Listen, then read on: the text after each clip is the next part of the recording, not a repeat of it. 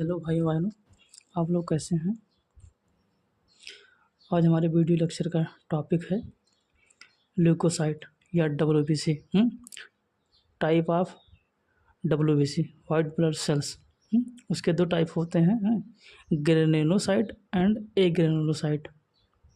और फिर उसके बारे में पढ़ेंगे प्रोडक्शन एंड फंक्शन डब्ल्यूबीसी का। तो हम बात करेंगे, पहले फॉर्मेशन की बात कर लेते हैं। जैसे ये रेड बोन मैरो है, जैसे हो गया फीमर हो गया, जो बड़ी बोन होती हैं उसमें रेड बोन मैरो पाया जाता है, उसमें स्टेम सेल होती हैं और इस स्टेम सेल से ही तीनों ब्लड सेल का फॉर्मेशन होता है। जैसे डब्ल्यूबीसी हो गया, आरबीसी हो गया, प्लेटलेट, इन तीनों का इसी स्टेम सेल से बनता है। तो फिर स्टेम सेल से बनेगी ल्यूकोब्लास्ट, फिर ल्यूकोब्लास्ट से बनेगा ल्यूकोसाइट बनेगा, डब्ल्यूबीसी बनेगा। और फिर स्टेम सेल से जो मेगा कैरियोब्लास्ट बनता है उससे बनेगा मेगा कैरियोसाइट बनेगा। फिर मेगा कैरियोसाइट से बनेगा प्लेटलेट्स, प्लेटलेट्स को थ्रोम्बोसाइट भी कहते हैं। उसके बाद फिर स्टेम सेल से जो एरिथ्रोब्लास्ट बनेगा उससे रेटिकुलोसाइट्स बनेगा, फिर रेटिकुलोसाइट से एरिथ्रोसाइट बनेगा और एरिथ्रोसाइट को मैच्योर आरबीसी कहते हैं और रेटिकुलोसाइट को इमैच्योर आरबीसी कहते हैं। इसको कहेंगे इमैच्योर आरबीसी। रेटिकुलोसाइट को इमैच्योर आरबीसी कहते हैं। और फिर बात करेंगे हम लोग ल्यूकोसाइट की। तो ल्यूकोसाइट जो है डब्ल्यूबीसी क्या है, वह वाइट ब्लड सेल। इसकी रेंज क्या होती है, 6000 से 8000 मिलीमीटर क्यूब।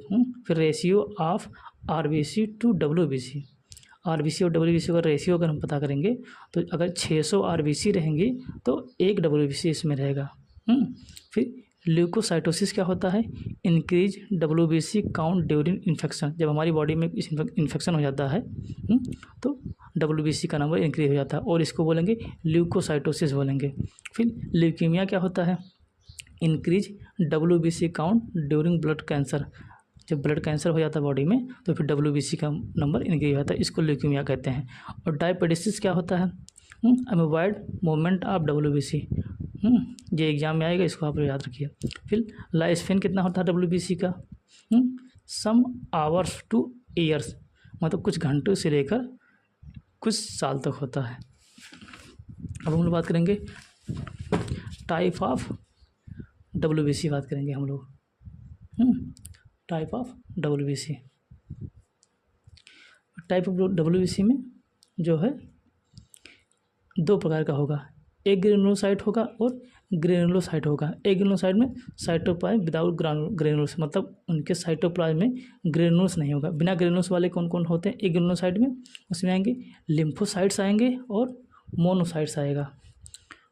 और लिम्फोसाइट कितने % होता है, 20 to 25% होता है। और उसमें न्यूक्लियस देख रहे हैं, न्यूक्लियस राउंड कलर का होता है। और आप लोग एक बात और याद रखिए कि जो आरबीसी होती है और प्लेटलेट्स, इन सब में न्यूक्लियस नहीं होता है, जबकि डब्ल्यूबीसी में न्यूक्लियस पाया जाता है। इसमें न्यूक्लियस राउंड कलर का होगा। और फिर मोनोसाइट, मोनोसाइट कितना % होगा, 6 to 8% होगा। और इसमें न्यूक्लियस कैसा होगा, न्यूक्लियस किडनी शेप का न्यूक्लियस में पाया जाएगा, ठीक है। और लिम्फोसाइट का अगर साइज पता करेंगे हम लोग तो 8 माइक्रोमीटर का 1 माइक्रोन का होता है। और फिर मोनोसाइट 18 माइक्रोन का होगा। और फिर हम लोग बात करेंगे ग्रेनुलोसाइट्स की।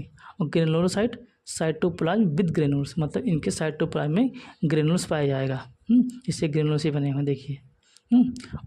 इसमें 3 प्रकार होते हैं ग्रेनुल्स में, एओसिनोफिल आएगा, बेसोफिल आएगा और न्यूट्रोफिल आएगा। तो एओसिनोफिल पाया जाएगा 2 to 3%, 2 से 3% होगा। और इसमें न्यूक्लियर कैसा रहेगा, बाइलोब्ड रहेगा, देखिए 2 लोब हैं, बाइलोब्ड। और फिर न्यूट्रोफिल रहेगा 60 से 65%, 60 to 65% होगा। और इसका जो न्यूक्लियस होगा मल्टी लोब्ड न्यूक्लियस होगा, देखिए कितने लोब है, 1 2 3 4 5, मतलब 5 to 7 या 3 to 5, इतने लोग होते हैं। और फिर आता है बेसोफिल्स आता है। बेसोफिल का साइज क्या होता है, यस शेप का होता है, इसे कि आप देख सकते हैं। और अगर हम बात करेंगे कि डब्ल्यूबीसी के जो 5 प्रकार हैं, जैसे 2 इसमें हो गए, एक ग्रेनुलोसाइट में, 3 ग्रेनुलोसाइट में हो गए, तो इन सब में सबसे ज़्यादा मात्रा किसकी होती है, सबसे ज़्यादा मात्रा होगी न्यूट्रोफिल्स की और सबसे कम मात्रा होगी बेसोफिल्स की, बेसोफिल का जो परसेंटेज है 0 से 5, 0 इसका होता है 0.5 से 1% होता है इसका। इसमें फिर 2 to 3% होगा। न्यूट्रोफिल लेगा 60 to 65% होगा। और साइज़ की बात करेंगे हम लोग तो सबसे बड़ा साइज होता है मोनोसाइट का, मोनोसाइट सबसे बड़े होते हैं। उसके बाद ईओसिनोफिल भी 10 माइक्रोन का होगा और बेसोफिल भी 10 का होगा। और फिर न्यूट्रोफिल, मतलब ये तीनों का लगभग सेम ही होता है साइज, तीनों का साइज सेम ही होगा 10 माइक्रोन, जबकि लिम्फोसाइट का थोड़ा छोटा होगा और मोनोसाइट का सबसे ज़्यादा 18 माइक्रोन का होगा। और न्यूट्रोफिल को जो है PMNC भी कहते हैं, पॉलीमार्फो न्यूक्लिएटेड सेल। फिर फैगोसिटिक सेल कौन कौन सी होती हैं आप याद रखिए, फैगोसिटिक में आ जाएगा मोनोसाइट प्लस न्यूट्रोफिल। अगर इन दोनों में बात करेंगे सबसे ज़्यादा फैगोसिटिक कौन सा होता है तो न्यूट्रोफिल होता है। फिर लिम्फोसाइट को 2 प्रकार से डिवाइड किया गया है, टी लिम्फोसाइट और बी लिम्फोसाइट। फिर टी लिम्फोसाइट में कौन कौन आता है, टी हेल्पर सेल्स आता है, टी किलर या साइटोटॉक्सिक सेल आता है, टी सप्रेसर सेल आता है, टी मेमोरी सेल आती है। और फिर बी लिम्फोसाइट को 2 प्रकार से डिवाइड किया गया है, मेमोरी सेल्स और प्लाज्मा सेल्स। और ये प्लाज्मा सेल से एंटीबॉडी बनती है, और एंटीबॉडी क्या काम करती है, जिससे कोई बीमारी हमारे शरीर में आती है तो उससे लड़ने का काम करती है, मतलब प्रोटेक्शन। फिर टी किलर या साइटोटॉक्सिक सेल जो होती है वो जो है रिलीज करती है परफोरिन प्रोटीन रिलीज करती है। कैंसर सेल और वायरस इन्फेक्टेड सेल जो होती हैं उनको ख़त्म करने के लिए परफोरिन प्रोटीन रिलीज करता है। अब फिर और बात करेंगे हम लोग ईओसिनोफिल की बात करेंगे। ईओसिनोफिल जो रिलीज करता है वो जो है एंटी पैरासिटिक होता है और एंटी एलर्जिक, ये दोनों प्रकार का होता है। एंटी पैरासिटिक उसमें जो ग्रेनुल्स होते हैं वो लाइसोसोम, उसमें लाइसोसोम पाया जाता है, और लाइसोसोम में क्या होते हैं, डाइजेस्टिव एंजाइम पाए जाते हैं। फिर एंटी एलर्जिक एंजाइम जो होते हैं उनसे हिस्टामिनेज रिलीज होता है। और हिस्टामिनेज को और क्या कहते हैं, एंटी हिस्टामिन भी कहते हैं। और ये हिस्टामिनेज या एंटी हिस्टामिन किस में इन्वॉल्व होते हैं, इन्वॉल्व इन एलर्जिक रिएक्शन। मतलब ईओसिनोफिल जो होता है वो 2 प्रॉपर्टी अपने पास रखता है। कैसे कैसा रखता है, एक एंटी पैरासिटिक होता है और एंटी एलर्जिक, 2 प्रकार का होता है। जो लाइसोसोम होते हैं ये डाइजेस्टिव एंजाइम होते हैं, ठीक है। और फिर आता है बेसोफिल, आएगा बेसोफिल की बात करेंगे हम लोग। तो बेसोफिल जो होता है ये लाइक मास्ट सेल की तरह होता है। मास्ट सेल लेकर टिश्यू में पाया जाता है और बेसोफिल हमारे ब्लड में पाया जाता है। ये क्या रिलीज करता है, रिलीज करता है हिपैरिन, सीरोटोनिन और हिस्टामिन। और हिपैरिन जो है ये क्या होता है, एक ये नेचुरल एंटीकोगुलेंट होता है। ये जो है नेचुरल जो है एंटीकोगुलेंट होता है।